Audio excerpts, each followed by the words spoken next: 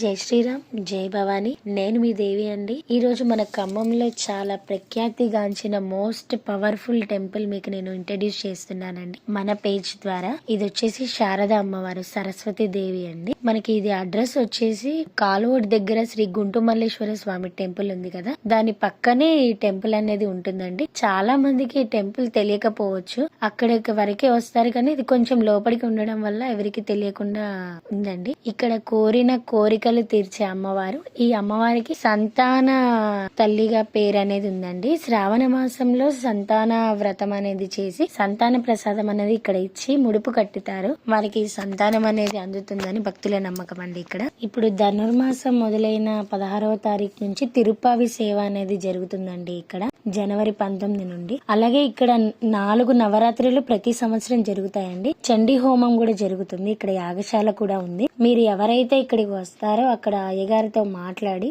మీరు టోకెన్ అనేది తీసుకొని మీరు ఏ టైం అయితే మీకు వీలు ఉంటుందో ఆ టైం వాళ్ళకి చెప్తే చేస్తారండి.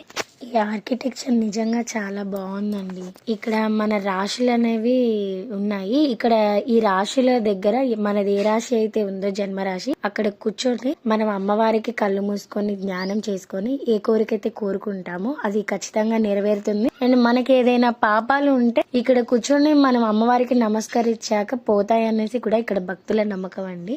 టెంపుల్ టైమింగ్ వచ్చేసి మార్నింగ్ 6 నుండి 11:30 వరకు ఉంటారండి. మళ్ళీ ఈవినింగ్ 6 to 8:30 వరకు పూజారి వాళ్ళు అనేది ఉంటారు. మీకు ఇంకా ఎలాంటి డీటెయిల్స్ కావాలన్నా పూజారి గారు కిరణ్ గారిని కనుక్కుంటే తను చెప్తారండి ఏవైనా డీటెయిల్స్. ఇక్కడ ఒక అమ్మ కూడా ఉంటారు, తను కూడా మీకు చెప్తారు డీటెయిల్స్ అనేది.